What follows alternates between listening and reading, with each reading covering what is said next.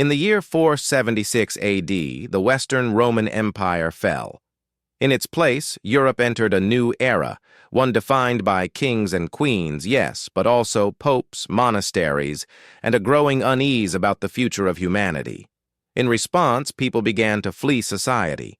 They retreated to isolated forests, caves, and riverbanks, renouncing worldly possessions and pleasures to pursue a closer relationship with God. Over the centuries, these hermits inspired awe and concern.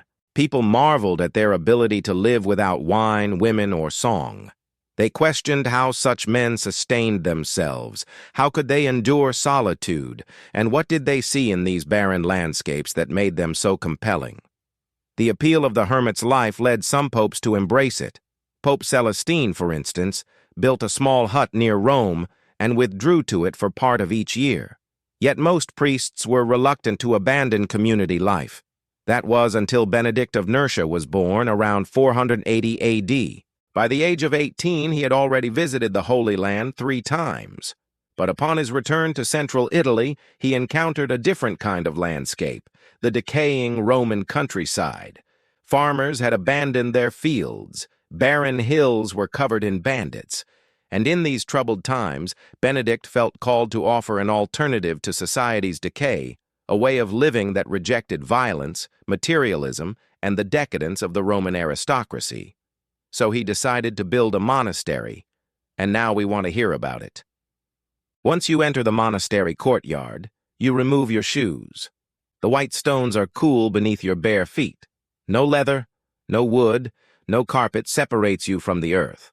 And though you can look up to admire the architecture, you aren't allowed to pause, to linger, to appreciate the beauty around you. You have work to do. First, you must sign yourself in at the door. Then you line up with the other guests to receive a coarse woolen habit to wear during your visit. You take a wooden platter and a metal cup, the only possessions you will have for the duration of your stay. Next, you wash your hands and face in cold water. But before you towel dry yourself, you are called to pray. You kneel on cold stone and recite a litany of saints. You ask for protection against evil and temptations. For some, this might feel like a strange ritual. To others, it might seem oddly comforting. As you stand back up, the prior gives you a warning. As a guest, you will be permitted to talk. But any discussion of secular topics, of worldly things, must be approved in advance. If you wish to read a book, you must request permission. If you wish to pray, you may do so alone. But you may not speak the words of any other faith. You are permitted to observe services, but you must remain silent during prayers. And finally, you cannot leave the premises. You may not even step outside. Before you enter the monastery, you must first give up some aspect of your freedom. You join the monks for morning prayer, but the high-vaulted ceilings and stained glass windows don't impress you. The language is unfamiliar. The Latin is strange and archaic. Even the Bible feels very different. Without the familiar cadence of vernacular translation, you miss the prophets, the parables, the miracles you grew up hearing. You watch as the monks genuflect before the cross. You witness reverence, humility, and absolute certainty. And yet, you find little comfort in the spectacle. Instead, you struggle to follow along with unfamiliar words and customs. As the hour stretches on, your mind wanders to the outside world, to the news and the gossip and the sports scores you should be keeping up with. When the prayer ends, you shuffle back to your room. Here, stark walls and a narrow cot confront you. A crucifix hangs above the door. A Bible rests on the table. Beside it, a pen and parchment. An hourglass marks the passage of time. The clock on the wall shows you the time. But you can't remember the last time you heard birdsong, the last time you saw the sky. You open the window and breathe deeply. The air is sweet, filled with flowers. Bees buzz lazily. In the distance, you hear a guitar. Someone is singing. You think of home, of loved ones. Of course, they worry about you. Why else would you send word that you were visiting a monastery? What will you tell them when you return? Will you say you found solace, enlightenment, peace? It seems unlikely. Still, you remain. And now, as the afternoon sun streams through the window, you are invited to attend the chapter meeting. You enter the chapter house where the monks stand in a circle. They are young and old, tall and short. The prior stands facing the group and asks if anyone has broken the holy silence, if anyone has stolen or lied or given in to temptation. A young monk admits to stealing a crust of bread from the kitchen. He kneels before the prior, who lays a hand on his head and assigns him extra prayers and a fast. Other monks come forward, one for murmuring unnecessary words, another for failing to complete a task. All are given penances, none are ignored. But why? Why does the young monk steal a piece of bread? Why do the others stumble? Why are they sometimes rude or disobedient? Aren't they supposed to be selfless, obedient? Do they doubt their purpose? Are they afraid? Or do they simply get tired of denying themselves simple joys? You aren't sure. But you do know that they are human and flawed, struggling to live by a code that seems impossible. And yet they keep trying. That evening, while eating your supper, you are summoned to the calefactory. Here, a large hearth welcomes you. Barefoot monks warm themselves beside the flames. Some read. Others sit silently, lost in thought. Some whisper quietly. You take off your habit and throw it on a nearby bench. The friar notices your confusion and explains that the rule of silence doesn't apply in this space. It's the one place where monks can relax and speak their minds. He smiles and asks if you're enjoying your visit so far. You reply truthfully, but diplomatically. And he nods, understanding that even after 300 years, his way of life remains mysterious to outsiders. You join the other monks for Compline, the last prayer of the day. And as the ancient Latin fills the space, you consider the life they've chosen. Have they exchanged one prison for another? You ponder the question as you walk back to your sparsely furnished room. On the way, you pass a fountain filled with fresh water, a reminder that quenching your thirst with drink is fine, but quenching it with God is better. Back in your room, you write a letter to someone important to you. You tell them of your experience so far, of the discomfort and the mystery. You mention the hourglass ticking steadily in the corner and the smell of old books and incense. But you don't explain your feelings. You don't reveal whether you envy the monks or pity them. Now, if you chose to leave, you would be free to go.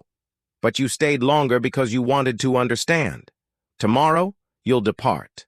But tonight, you spend your last moments praying beside your own reflection in the glass. Behind you, the Bible lies open. The pen rests on the parchment. Beyond the window, the moon is full and bright.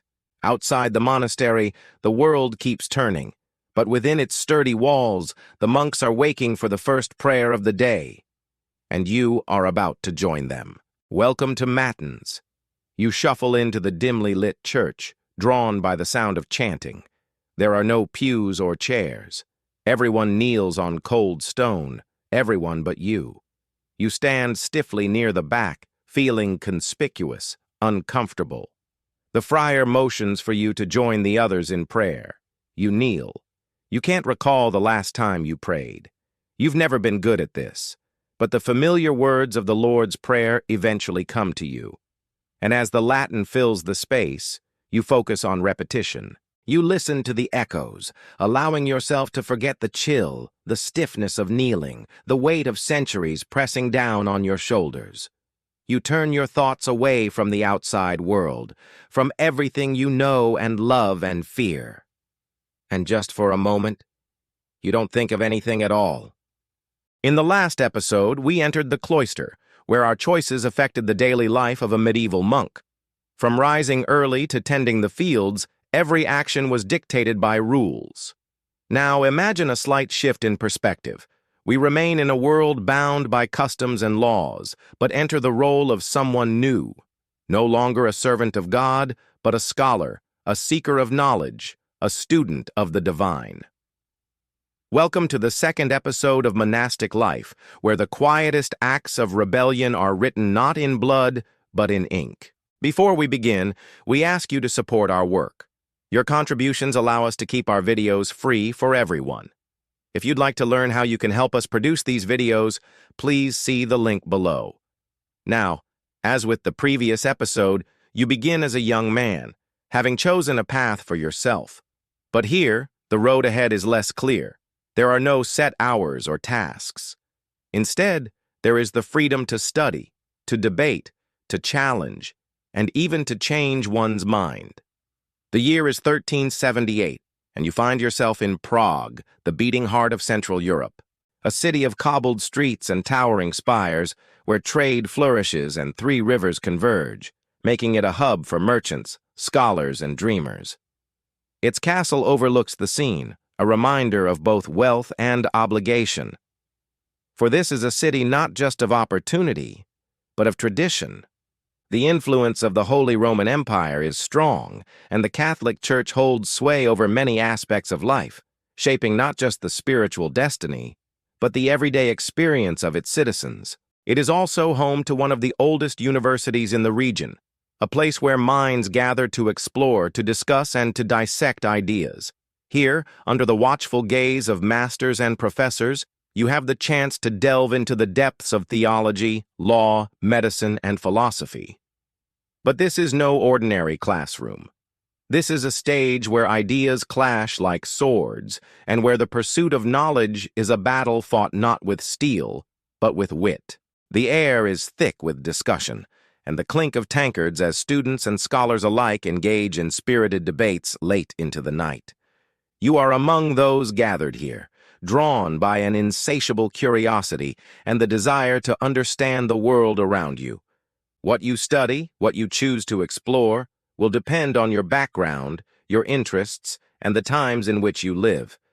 Your studies could take you to the hallowed halls of theology, where the mysteries of faith and the complexities of the divine are dissected. Or perhaps you'd find yourself in the realm of law, where justice and order are debated and argued until the perfect balance is struck.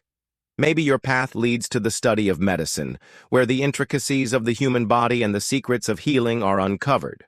Or maybe it's philosophy that calls to you, where the greatest questions about existence, knowledge, and the good life are pondered over. But this is not just about memorizing texts and reciting doctrines. This is about challenging norms, questioning long-held beliefs, and pushing the boundaries of what is known. The university is your arena. The parchment and quill are your weapons, and the ink that stains your fingers becomes the mark of a warrior. The battles may not be fought on physical battlefields, but in the realm of ideas, where the clash of intellects is as fierce as any sword fight, and the victory is measured by the advancement of knowledge. As you progress in your studies, you might find yourself taking on tasks and responsibilities within the university. Perhaps you assist professors in their research or lead discussions among fellow students. Maybe you start to develop your own theories and conduct your own experiments in medicine or start to pen your thoughts on legal matters. Whatever you do, you're part of a community of scholars, united by a thirst for knowledge and the desire to make sense of the world around you. The impact of your actions will depend on your decisions, your personality, and the era you inhabit. Will you stick closely to traditional teachings, or will you venture into uncharted intellectual territories?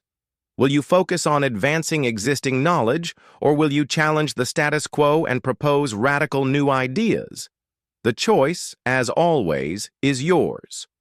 But while the pursuit of knowledge is your primary focus, remember, you are still living in medieval Europe, a time when society is structured and regulated.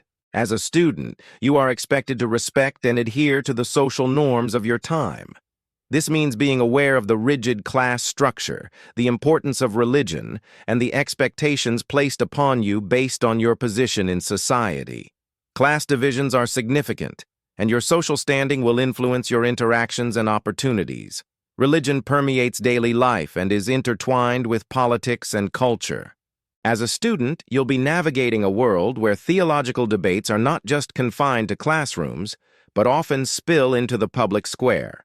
The expectations placed on you as a student will vary depending on your background and goals. Some students are expected to uphold the values and traditions of their families and communities. Others may feel the pressure to excel and bring honor to their names. Still, others may be driven by an insatiable curiosity and a desire to understand the world around them, regardless of any external expectations. And though your life revolves around the university, remember, you are not solely defined by your studies. You are a multifaceted individual with interests, hobbies, and personal goals that extend beyond the classroom.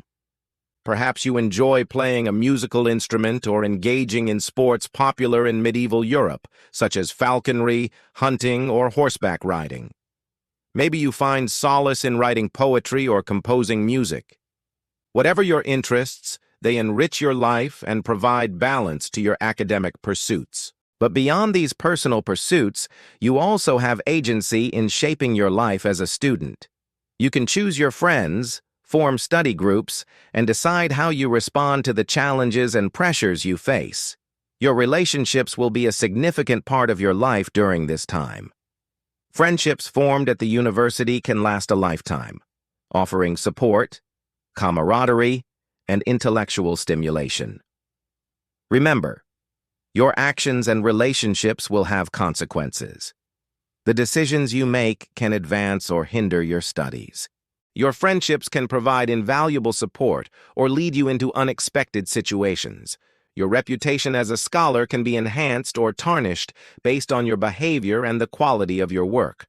But remember, this is not a story of complacency. Life as a student in medieval Europe was not without its challenges. You may encounter resistance from those who hold conservative views and are reluctant to embrace new ideas. Academic rivalries and jealousies could arise, leading to conflicts and setbacks. There were also external pressures, such as the interference of religious authorities in matters of theology and philosophy, and the occasional outbreak of violence in the streets of Prague or other cities where you might study.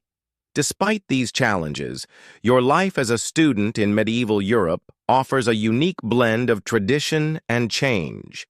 You are part of an age-old academic community, yet you are also at the forefront of new ideas and discoveries. The quietest acts of rebellion are written not in blood but in ink. Your life is a testament to that. Your studies, your friendships, and your personal growth all contribute to a narrative that challenges the status quo and paves the way for future generations of scholars. As the sun sets over Prague and you retire to your room, surrounded by books and parchments, know that your story is unfolding. With every decision you make, every lesson you learn, and every friendship you forge, you are writing the next chapter in the saga of monastic life. Now, if you found this episode thought-provoking, we invite you to consider supporting our work. Your support allows us to continue creating immersive historical experiences like this one. You can also leave a comment below, sharing your thoughts, experiences, or ideas related to monastic life. Your feedback helps us improve and makes this journey through history a shared experience. Thank you for exploring this episode with us. Remember, the quietest acts of rebellion are written not in blood, but in ink. The air is thick with the scent of wood smoke and bread, simmering stew and saffron. Sunlight streams through high windows, illuminating motes dancing in the stillness. At long tables crafted from heavy wood, 24 monks sit in silence, their eyes downcast, their faces obscured by rough woolen habits. This is the refectory, the dining hall of an isolated monastery, tucked away in the heart of a vast estate, nestled amidst rolling hills and fields. Beyond the tall walls, the world bustles, but here within this enclosed space, time seems to slow. The routine is unchanging. First, a prayer. Then, after the blessing, the meal begins. Hearty loaves of bread are passed around, each monk serving himself and his neighbors, who do not speak until the final bite is swallowed. The meal is a mix of vegetables, grains, and fruit, cheese, and wine. Occasionally, game or fish finds its way to the table, though meat is rare. When the dishes are cleared, there is no clatter, only the scrape of ceramic against stone. And now comes the time of silence.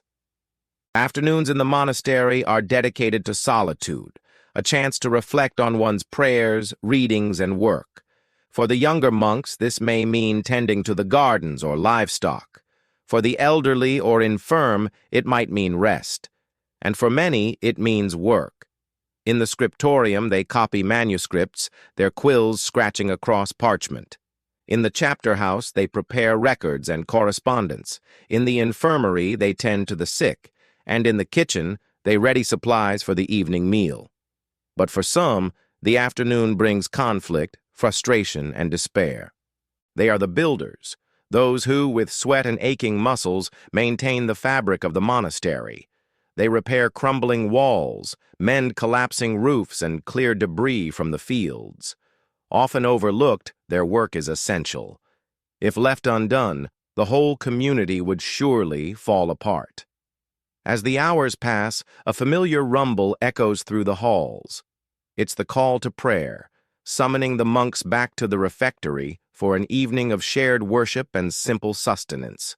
The day is drawing to a close. There is no music, no laughter, and no idle chatter. There is only the rustle of robes and the murmur of prayers. Monks have lived in relative isolation since the 4th century. When the Roman Empire crumbled and much of Europe descended into chaos, those who chose to withdraw from society sought refuge in the countryside. Over the centuries, these communities grew, finding purpose in prayer and scholarship. But this tranquility came at a price. Theirs is a life of simplicity, a conscious rejection of the comforts of the outside world. They live without possessions, trading comfort for communion.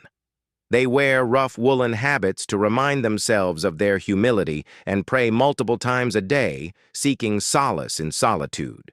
But despite the beauty of this existence, life within the monastery is not always serene. Power struggles simmer beneath the surface. Politics, jealousies, and personal vendettas disrupt the peace. There are power struggles for positions of influence and clashes over interpretations of Scripture. And there are accusations of heresy, leading to public humiliation and expulsion. Even the routine can feel oppressive. The endless cycle of chores, prayers, and manual labor can be soul-destroying. And some monks struggle with doubts, questioning their faith and purpose. Even within the sanctuary of the monastery, life is not always a prayer. Despite the occasional discord, life continues within the monastery. Seasons change, crops grow, animals are born and die. And the monks continue their daily routines, their existence a quiet rhythm amidst the chaos of the world. In the 9th century, a young monk named Abo was making his way up the social ladder in his abbey in the bustling city of Corbie. Born into the Frankish nobility, he had chosen a life of service over one of privilege. His fluency in Latin and dedication to scholarship had earned him a position as librarian, giving him access to the monastery's most valuable resource, its books. Here, surrounded by ancient texts, Evo discovered a passion for copying manuscripts. With meticulous care, he reproduced texts, preserving ancient wisdom for future generations. This work was not merely a duty for Evo, it was an opportunity to connect with the past and contribute to the ongoing dialogue of human knowledge. His world, however, was not confined to the library. Evo was active in the monastery, helping the poor and participating in the community's daily life. He also served the needs of the wider Christian world. When Pope Nicholas I needed a secretary during a trip to the Frankish court in 867, he called upon Abbot Samson of Corbie to provide someone well-versed in both theology and politics. Evo was chosen, and this assignment marked a turning point in his life. Upon his return to Corbie, Evo continued his work as librarian, but now with a new perspective. He had seen firsthand the complexities of the papacy and the challenges facing the church. In 873, when Samson died, Evo was elected abbot. Now responsible for the spiritual and temporal welfare of the entire monastery, he faced a daunting task. The monastery was in debt, and the library's collection, once the envy of other monasteries, was in disarray. Undeterred, Evo set about restoring order and prosperity to the monastery. He negotiated with neighboring lords to settle debts, gradually rebuilding the monastery's financial stability. He reorganized the library, cataloging and repairing manuscripts, ensuring the preservation of countless texts. Evo's tenure as abbot was not without its challenges. There were disputes with neighboring monasteries, questions of authority, and the ever-present threat of Viking raids. Yet through it all, Evo remained steadfast, balancing his duties as a spiritual leader with his love for learning. One day, while examining a damaged manuscript, Evo noticed a series of gaps in the text. These were not the result of decay or careless handling, but deliberate removal of pages. Intrigued, he began searching for the missing sections. To his surprise, he found them stuffed into a hollow space behind a loose stone in the wall. Realizing that these were not random, Evo began to suspect that there were more hidden texts within the library. With the help of a few trusted monks, he started checking every book, pulling down heavy shelves and moving boxes filled with manuscripts. Soon they found more removed pages from other books, confirming Evo's suspicions. As word spread about the discovery, monks from all over came to Corby to witness the remarkable find. Among them was Abbot Hilduin of St. Denis, who was so impressed that he sent 2 of his monks to assist with the search. Together they uncovered dozens of missing manuscripts, realizing that they had stumbled upon a treasure trove of ancient texts, including works by Roman philosophers like Cicero and Quintilian. The recovery of these texts was a pivotal moment for Evo and the monastery. It affirmed his belief in the importance of preserving classical texts and demonstrated the significance of the Carolingian Renaissance. As news of their discovery spread, scholars from across Europe came to Corby to examine the recovered manuscripts. Evo, already respected for his administrative skills and theological knowledge, gained further recognition for his contribution to scholarship. However, as the attention of the outside world turned towards Corby, it brought with it unwelcome visitors. One day, a group of armed men led by the local lord arrived, demanding that Evo hand over the valuable books. Evo, unwilling to part with the precious texts, refused, citing his vow to preserve them for scholarly study. This refusal enraged the lord, who ordered his men to seize the books by force. A struggle ensued, but the men were larger and stronger than the monks. They grabbed armfuls of books and made their way to Evo, who stood defiantly in the entrance to the library. As they approached him, the men taunted and threatened, but Evo remained resolute, blocking their path with his body. Seeing his determination, the men hesitated, unsure how to proceed. At that moment, one of the Lord's men noticed a small hole in the wall. Thinking quickly, Evo gestured toward it, indicating that there were more books hidden inside. Intrigued by the possibility of more valuable texts, the men abandoned their assault on Evo and rushed to the opening. Following them, Evo slipped past and ran out of the library. Now free to make his way through the monastery, Evo gathered the remaining monks and fled Corby with them, leaving the Lord and his men to search a now empty library. They walked for days, constantly looking over their shoulders until they finally reached the safety of another monastery. There, Evo and his companions stayed for a time before returning to Corby. By now, the Lord had given up the search, and the monks were able to reclaim their home. With the ordeal over, Evo realized that he could no longer remain at Corby. He resigned as abbot and withdrew to a cell, devoting his remaining years to copying manuscripts and prayer, until his death in 941.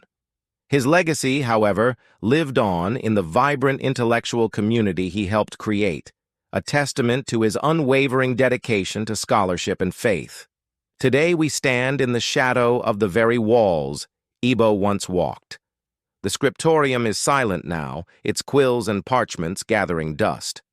The library's treasures are elsewhere, its shelves bare. The mead hall echoes with no laughter, no debate. Outside, the fields are empty, the animals gone. Time has eroded much, but not all. In these ruins, we hear the whisper of turning pages, the ghost of arguments over doctrine, the echo of prayers for a safer world. We see the faded ink of a hasty note, the bulge of a hidden manuscript, the curve of a hurried sketch. And as we piece together the fragments of this long-gone community, we understand the truth of their existence. In this place of prayer and work, of scholarship and solitude, the monks of Ibo's time lived not just a life of faith, but a life of ideas. Thank you for walking with us today. And thank you for sharing the experience. Thank you for coming together and exploring what life might have been like inside a medieval monastery. I am fascinated by the process of making historical worlds come alive, bringing them out of textbooks and old documents and into a space where we can explore them more fully. For me, part of what makes this process possible is the idea of perspective. Perspective, both in the sense of point of view as well as visual perspective. And it's this combination of things that leads us to consider how past eras saw themselves, how we see them today, and how those two perspectives shape our understanding of history. The interiors of medieval churches, monasteries, castles, halls, and homes were rich spaces.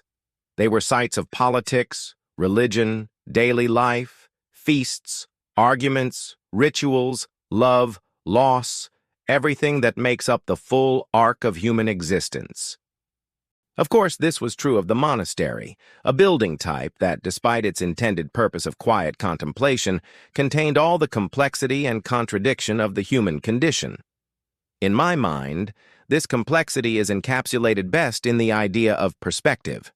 Inside the monastery, we encountered multiple layers of point of view, from the novices to the abbot, from the strict ideals of Saint Benedict to the reality of medieval politics, from the beauty of the church to the grime of the kitchen, and from the transcendent majesty of God to the very human desire for a little extra comfort. As you walked through this particular monastery, I hope you experienced a shift in perspective. You entered as outsiders looking in, then moved towards the center, becoming more deeply engaged, and finally emerged with a new way of seeing the world around you. Our work is made possible by our incredible community of supporters. In a world where algorithms decide what most people see, your support allows us to keep making videos that delve deep into the historical worlds that fascinate us. Your support also lets us experiment with new ideas like our recent Time Traveler series and our upcoming projects. But we don't make these videos for numbers or metrics. We make them because there are stories worth telling and people worth telling them to. You are those people, and we are so glad you're here. While perspective was central to the experience of being in a medieval monastery, another dimension is essential to our work here at the studio: visual perspective, the art direction and design of our videos. From the muted colors of the scriptorium, to the play of light and shadow in the church, to the crackling hearth in the abbot's hall, every frame of our videos is carefully designed. This care and attention to detail extends to our day-to-day lives here as well. Every week we take time to share what inspires us from the world around us. Now back to our story. I want to end today by considering the various perspectives that may have shaped the world inside the monastery. What would a novice have seen when he looked around him? What would a bishop have noticed during a visit? What would an artist have focused on when depicting a sacred space? And how do these viewpoints compare to our own? Monasteries were not just houses of prayer and study. They were also centers of production, both spiritual and material. The work done within their walls was essential to medieval society, from copying manuscripts to brewing beer to farming the land. Each task required a different set of skills, and each contributed to the larger mission of the monastery. In the course of our tour, we brushed up against this complexity, meeting a novice struggling with a new set of tasks, witnessing the dedication of a scribe poring over a precious manuscript, and glimpsing the quiet determination of a gardener working to bring beauty into the midst of austerity. Medieval monasteries were also microcosms of medieval society. They housed men from different social classes, educational backgrounds, and levels of piety. The interactions among the monks offer a window into the dynamics of medieval culture. Consider, for example, the relationship between the abbot and his charges. The abbot was not merely a spiritual leader, he was also a manager, diplomat, and in some cases, landowner. His authority was absolute, but it was also limited by the needs and desires of his monks. The contrast between the abbot, his luxurious quarters, and the Spartan cells of the other monks highlights the realities of medieval life. Privilege and inequality were not foreign to religious orders any more than they were to secular society. But perhaps the most important perspective to consider is that of the artist and chronicler. Medieval monasteries were frequently depicted in works of art, from illuminated manuscripts to paintings to sculptures. These artistic representations often emphasized the beauty and sanctity of the monastery as a place of worship and contemplation. The focus was typically on the grandeur of the church, the dedication of the monks, and the harmony of the natural surroundings. These artistic depictions created a certain mythology around monasteries, an idealization that may not have accurately reflected the realities of life within their walls. As you think about your own experience walking through the monastery, ask yourself what perspectives are being presented and what might be missing. Consider the intentions of the builders, the artists, and the chroniclers. And keep in mind that every perspective offers a piece of the puzzle, but none can capture the full picture on its own. Today, much has changed since the Middle Ages, but the importance of perspective remains as vital as ever. In an age of social media, we are constantly bombarded with images and information that shape our understanding of the world. Just as medieval monks copied manuscripts to preserve knowledge, we too must be discerning about what we consume and create. We have the opportunity to curate our own perspectives, to seek out voices that challenge our own, to appreciate the beauty in the everyday, and to recognize the humanity in ourselves and others. What struck you about the monastery? What details stood out to you as you walked through these sacred spaces? Share your thoughts in the comments below. Your perspective is valuable, and your voice deserves to be heard. So let us talk about what we've explored today, about what we've learned, and about how we can continue to grow and change as individuals and as a community. In the end, our experience of the monastery, like all experiences, was shaped by the stories we bring with us. Our personal narratives, cultural influences, and individual perspectives all colored our understanding of what we saw and heard. But in the end, it was the quiet details that resonated most deeply. The worn stones beneath our feet, the scent of incense in the air, the flickering candlelight dancing on the walls. These sensory experiences anchored us in the moment, reminding us of the humanity that existed within these hallowed halls. So let us carry these stories forward, not just as historical anecdotes, but as lessons for our own lives. Let us strive to find beauty in unexpected places, to listen with empathy, and to appreciate the quiet strength that comes from within. Remember the wisdom of the past, and let it guide us as we navigate the challenges and opportunities that lie ahead. Thank you for joining us on this journey through time. May the spirit of exploration and discovery continue to inspire us all. Until next time, stay curious, stay kind, and above all, stay open to the unexpected turns that life may throw our way. A chill wind rattled the casements of the scriptorium, stirring the air with dust motes dancing in the weak winter sun. The room, normally so quiet you could hear a pin drop, was filled with the murmur of departing voices and the rustle of habits pulled tight against the biting wind. Outside, across the vast courtyard, the great doors of the monastery were flung open, admitting both light and sound from the bustling medieval town beyond the high walls. For within this sanctuary of stone and glass, life was lived according to the rhythms of prayer and work, of study and contemplation. But today was no ordinary day. Today the brethren were granted an hour of recreation, an hour of freedom from the strictures of their cloistered lives. The scriptorium, however, was off limits. Here, amid the dim oil lamp light and the scent of vellum and ink, 7 monks were gathered around a single table, poring over a collection of ancient texts bound in leather and held together with twine. Their faces, illuminated by the flickering flames of a nearby brazier, were a mixture of concentration and delight. Among them sat Brother Thomas, a young monk with eyes full of wonder and a thirst for learning. He adjusted his spectacles and traced the faded ink of a page with his finger, a small smile playing on his lips. His companions, too, were lost in the texts, their murmured comments echoing softly in the scriptorium's vast emptiness. Suddenly, Brother Thomas straightened, his gaze fixed on something in the book he held.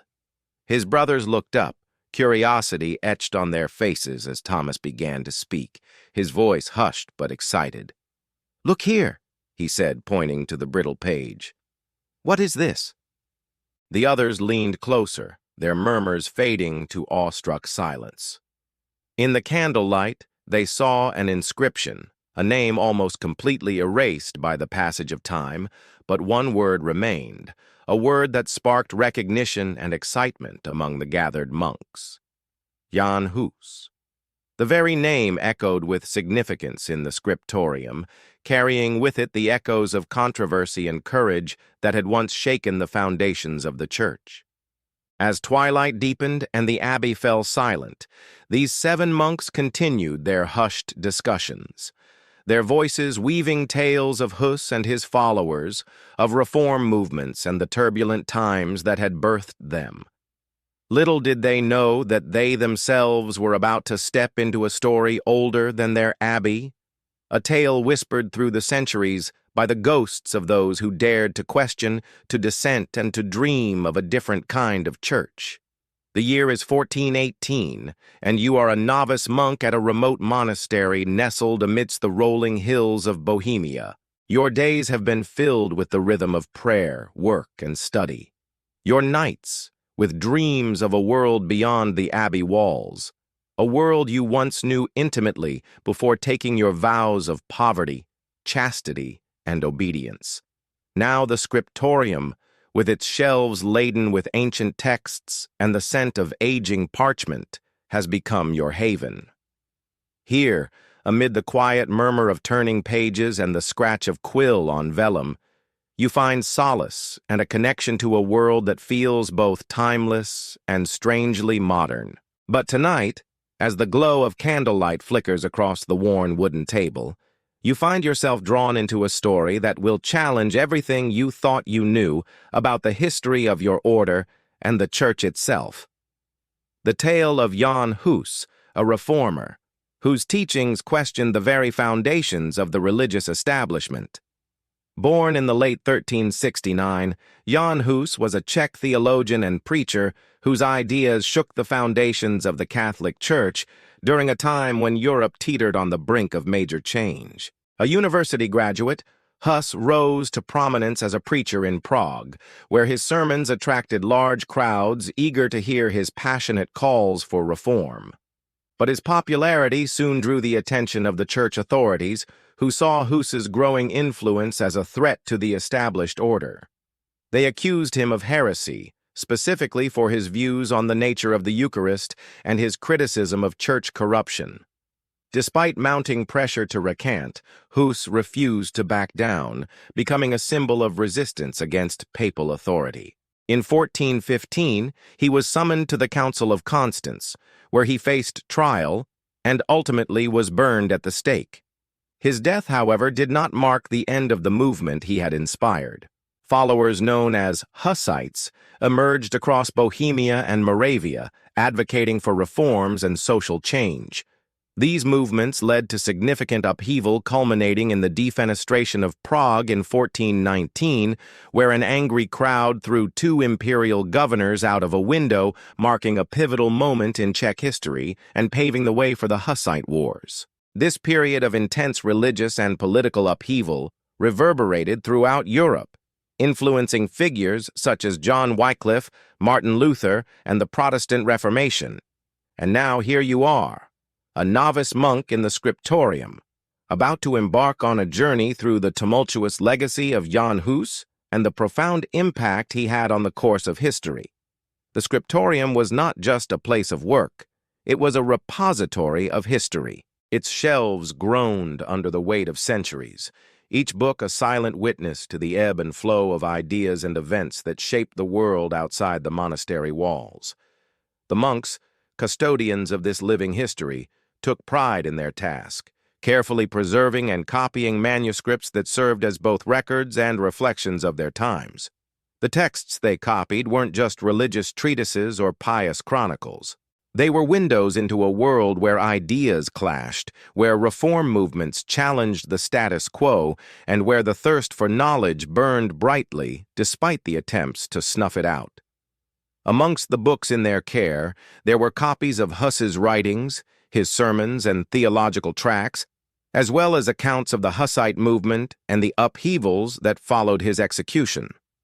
As you delve deeper into the story of Jan Hus, you'll find yourself tracing the outline of a man whose courage and convictions shook the very foundations of the church.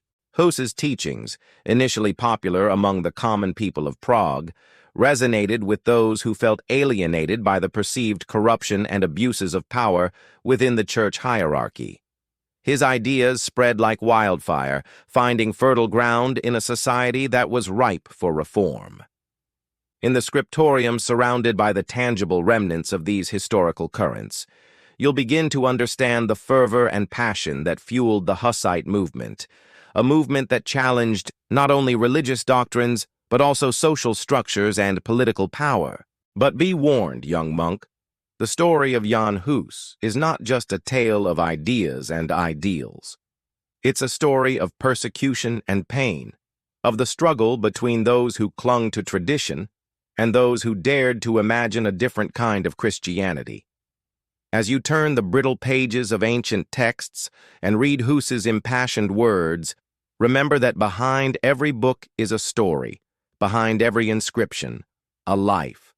The story of Jan Hus is a testament to the power of words and the enduring human spirit in the face of adversity. So tread carefully, young monk, for the path of knowledge can be both enlightening and perilous.